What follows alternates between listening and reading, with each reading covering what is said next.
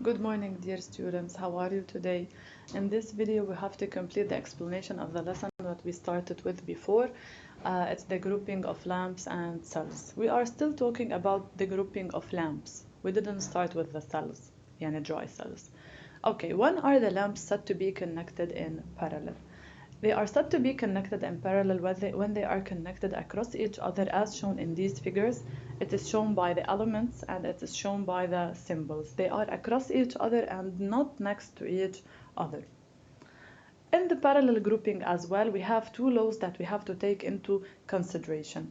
Okay, law number one is the law of uniqueness of electric voltage. It means that the voltage is the same in all the lamps. V equal V1 equal V2 equal V3, and V is supposed to be the voltage delivered or voltage across the dry cell.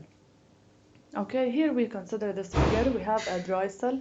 A voltmeter is connected across it. It's V1, and we have a lamp, and its voltmeter is V2, and lamp 3, it has its voltmeter V3. The three voltages are supposed to be the same. V1 equal V2 equal V3 because they are connected parallel to each other. Okay, this is فإذن law number one, law of uniqueness of electric voltage, and here's an application.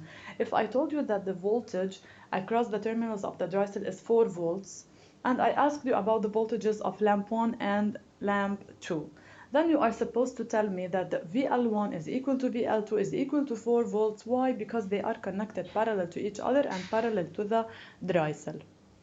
So let's talk now about law number 2. Law number 2 is the law of addition of electric current. In case of a parallel grouping, the current across the lamps is added up. So now I delivered by the dry cell, or the current delivered by the dry cell, equal I1 plus I2 plus I3, etc. So as shown in this figure, we have A1 measuring the current delivered by the dry cell, A2 measuring the current across lamp number 2, A3 measuring the current across lamp number 3.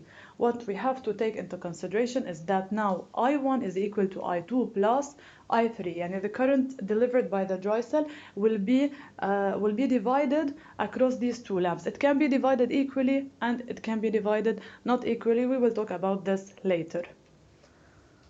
Okay, this is also an application.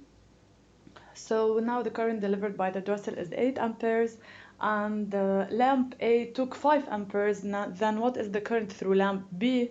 So the current through lamp B is بدكم نسميها IB is equal to I minus IA, which is 8 minus 5, and it will give me 3 amperes. Okay, some laws or some notes that we have to take into consideration. In case of a parallel grouping, if one lamp is burned out, the others will continue to function. Okay, and in the second figure, if one lamp is short-circuited, the other lamps will stop functioning because the current will pass through this empty wire and will not reach the lamps. This is enough for today. We will continue later. Take care and stay safe.